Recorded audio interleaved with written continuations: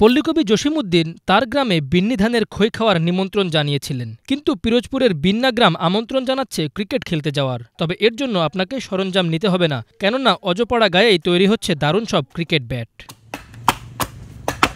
পিরোজপুরের নেসারাবাদ উপজেলার গ্রাম বিন্না। পিরোজপুর সদর থেকে প্রায় ৪০ কিলোমিটার দূরের গ্রামটিকে এখন সবাই চেনে ক্রিকেট ব্যাটের গ্রাম হিসেবে। অবহেলিত এ জনপদে আধুনিকতার কোনো ছোঁয়া পড়েনি এখনও। তবুও ক্রিকেট ব্যাট তৈরি করে সৃষ্টি হয়েছে হাজারো কারিগরের কর্মসংস্থান। প্রত্যন্ত এই গ্রামের ব্যাট চলে আসে রাজধানী ঢাকায়। আমি এই কাজ করছি অনেক আগে, কাজ করার পরে আমি ব্যবসা নিজে করি, আর এই কাঠগুলো সংগ্রহ করে ইন্দার থেকে আর বিক্রি করি Dhaka Gulistan. Size by size দাম আছে, মানে একরকমের একটা। বড়রা ভালো মানের দাম ভালো, খারাপটা খারাপ, অথবা ছোটরা যে ছোট দাম হয়, বড় বড় দাম। ব্যাটের কাজ করি, আমি নিজেই ব্যাটের কারখানা দিছি।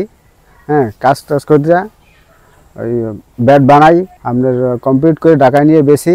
মনে করেন মাঝারি সাইজ 50 টাকা, বড়টা 100 টাকা। হ্যাঁ, এরকম বেশি। নিজে মোটামুটি ভালো আছে আর কি। কাঠ ব্যবসায় সমৃদ্ধ অঞ্চল হিসেবে ব্যাপক পরিচিত নেছারাবাদের অন্তত 15টি গ্রাম, আর এসব গ্রামেই গড়ে উঠেছে অসংখ্য ক্রিকেট ব্যাট তৈরির কারখানা। করোনার সময় কিছুটা কমলেও বর্তমানে কারখানার সংখ্যা বৃদ্ধি পেয়ে দাঁড়িয়েছে শতাধিকেরও বেশি। আমাদের ব্যবসাটা খুব ভালো ছিল, আমাদের এখন করোনার কারণে ব্যবসাটা খুব নর্মাল হয়ে গেছে। আমাদের এই বিন্না গ্রামে 6 নং ওয়ার্ডে কারখানা ছিল প্রায় 150, এখন কারখানা আছে ছিল প্রায় 15টা। এবছর আবার বাড়ছে, সবখানে কারখানা হয়েছে। এই ব্যবসাটা ধরে রাখতে খুব কষ্ট দিতেছে আমাদের। যদি কোনো সমস্যা বাকি কোনো সরকারে বাকি কোনো যদি আসতে গুইয়া একটা সিসি লোনের আমাকে আত্মমধ্যে নিতে দিতেই, তাহলে আমি ব্যবসাটা টিকিয়ে রাখতে পারতাম। এই ব্যবসাটা আমার একসময় 15 জন কর্মচারী ছিল, এখন কর্মচারী আছে 1 জন। এই শিল্পের সঙ্গে জড়িত রয়েছে প্রত্যক্ষ ও পরোক্ষভাবে প্রায় 10 থেকে 20 হাজার শ্রমজীবী মানুষ। ব্যাট তৈরির জন্য আমড়া, কদম, গাওয়া, নিম শিশু, তুলা, ডুমুর আর ছাতিম গাছ ব্যবহার করা হয়। কারিগররা 7টি স্তরের প্রক্রিয়ার মাধ্যমে ব্যাট তৈরি করেন। তবে যোগাযোগ ব্যবস্থার দুরবস্থা নিয়ে তাদের পোহাতে হয় দুর্ভোগ।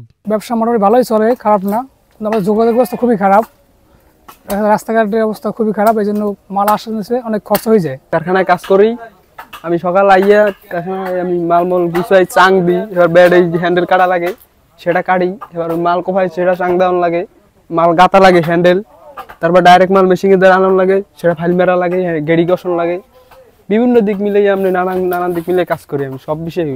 নেছারাবাদ উপজেলা নির্বাহী কর্মকর্তা মোহাম্মদ মনিরুজ্জামান বলেন, বিন্না গ্রামের ব্যাট শিল্প রক্ষার্থে সরকারি যে কোনো সহযোগিতা প্রয়োজনে আমরা তাদের পাশে আছি। নেছারাবাদ উপজেলা কিন্তু একটি ঐতিহ্যবাহী উপজেলা, এবং এরই ধারাবাহিকতায় কিন্তু আপনি যেটি দেখে এসেছেন যে বলদিয়া ইউনিয়নের বিন্না গ্রামে যে ব্যাট তৈরি হচ্ছে এবং অনেক উন্নত মানের ব্যাট তারা এটি তৈরি করছে, এবং এখান থেকে সারা দেশে এমনকি দেশের বাহিরেও আমি যেটি জেনেছি যে দেশের বাহিরেও তাদের তো উৎপাদিত ব্যাট কিন্তু যাচ্ছে। আমরা চেষ্টা করছি, সরকার চেষ্টা করছে যে এটার যাতায়াত ব্যবস্থা কিভাবে আরও দ্রুত উন্নত করা যায় আর কি। আর যারা এখানে কাজ করছে, আপনার এই কাঠ শিল্প সহ আরও অন্যান্য যারা কাজ করছে, আমাদের এইখানে যুব উন্নয়ন থেকে শুরু করে আশা করি যে তাদের যদি প্রশিক্ষণ সহ আরও অর্থনৈতিকভাবে যে স্বল্প সুদের সরকারি যে বিভিন্ন প্রতিষ্ঠানগুলো লোন দিয়ে থাকে, ঋণ দিয়ে থাকে, তারা আমাদের সঙ্গে যোগাযোগ করলে সেই বিষয়ে আমরা কার্যক্রম আরও দ্রুত করব। স্থানীয়রা জানান, দেশের যে হাজার হাজার দেশীয় ব্যাটের ব্যবহার হয় এর মূল কারিগর নেছারাবাদের বেলুয়া নদীর তীরে অবস্থিত উড়িবুনিয়ার সুতার পরিবারে জন্ম নেওয়া অতি দরিদ্র মৃত আব্দুল লতিফ মিয়া। 1988 সালে আব্দুল লতিফ বিন্না গ্রামে নিজেই শুরু করেন এই ব্যাট তৈরির কার্যক্রম। Bangla vision news desk.